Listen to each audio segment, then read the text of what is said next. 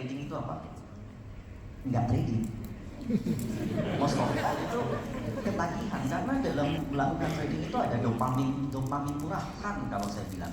Jadi kayak kalau kita pulang ke rumah ada snack yang manis-manis langsung kita makan. Nah itu kan cheap dopamin, dan itu honestly itu akan membawa mental yang buruk ke kita. Terlalu sering trading cepat dan itu juga akan memberikan dopamin yang kurang baik kepada kita. Apa sih yang paling susah dari stock investment? Nggak trading ketika market lagi susah, ketika memang kita lagi kok gagal terus, atau kita lihat ini bursa lagi koreksinya udah nggak sehat. Yang paling susah itu memang menahan diri.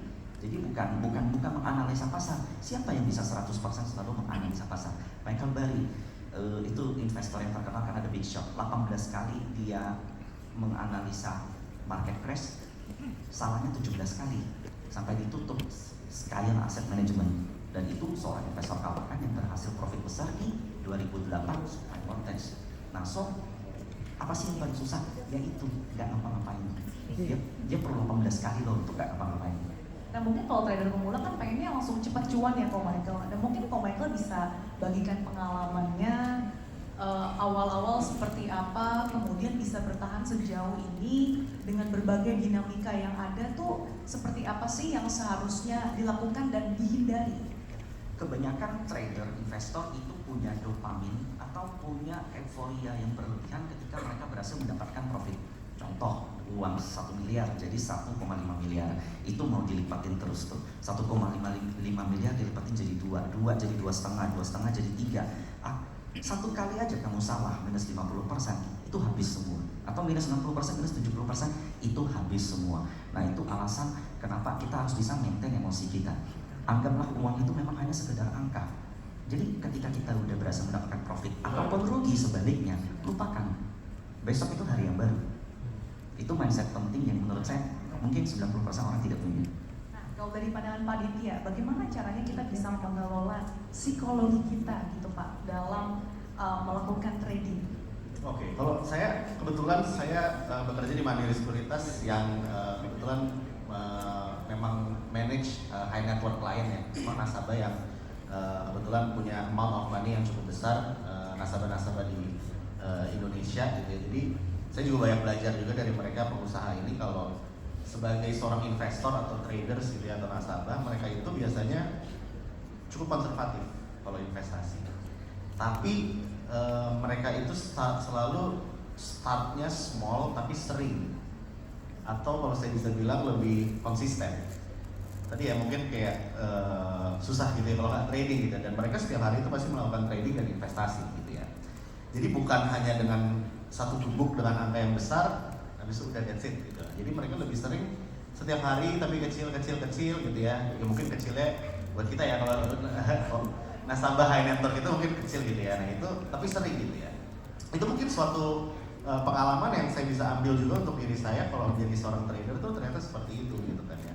Jadi itu membantu juga, dan dari sisi lain ya tadi itu kita itu pasti kalau misalnya investasi nggak pasti akan selalu untung gitu kan, pasti akan ada ruginya gitu, dan itu adalah path untuk kita belajar sih untuk next ke depannya itu apa yang kita harus perbaiki untuk mencapai keuntungan tersebut gitu, dan goals kita tuh seperti apa, entry poin masuknya dan exit plan itu seperti apa gitu. Itu sih yang mungkin bisa menjadi bantuan juga ya untuk para traders ini.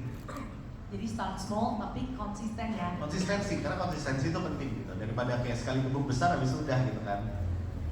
Kalau dari Ko Michael gimana? Selain start small, konsisten, ada lagi kah yang mungkin dari pengalaman Ko Michael ini ternyata sangat penting ya, khususnya mungkin bagi trader pemula? Ya, conviction. Jadi most of all itu ketika entry satu emiten, dia nggak tahu seberapa besar dia boleh masuk.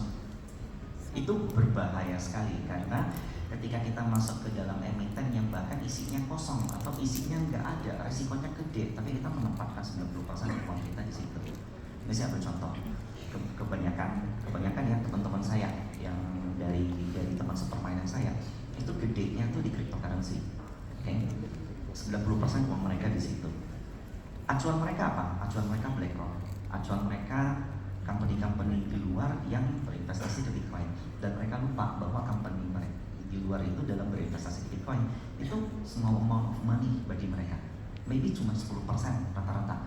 BlackRock aja juga sampai 5% investasi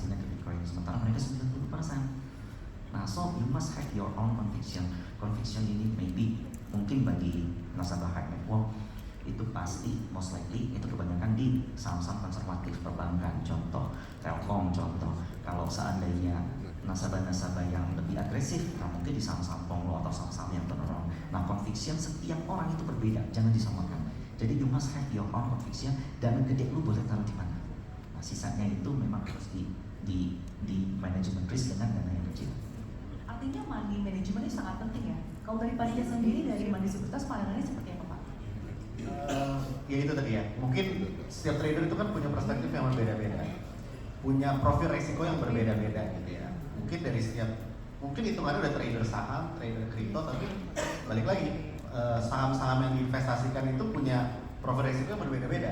Ada yang mungkin growth stock, ada yang value stock, ada yang mungkin saham-saham konglo gitu ya, saham-saham yang volatilitasnya jauh lebih besar, dan itu harus diperhatikan sebagai seorang trader. Money management, jadi itu harus memadukan antara mindset kita sebagai seorang investor dan apa ya, sebuah dana yang kita miliki, dan jangan sampai over trading. Karena kalau misalnya kita tadi FOMO dan ngikutin orang dan kita terbiasa kayak oke, gue bisa nih all in di saham ini gitu kan, gue yakin akan naik, tiba-tiba mungkin 1 hari 2 hari arah, setelah itu suspend gitu ya, atau abis itu ARB berapa kali duitnya nyangkut di situ gitu kan, sampai amit-amit gitu ya harus pinjam duit atau gimana. Dan itu sesuatu hal yang memang harus dihindari, karena nggak cuma sebagai seorang trader gitu ya, banyak juga kita di tempat sekuritas banyak juga yang mengalami seperti itu.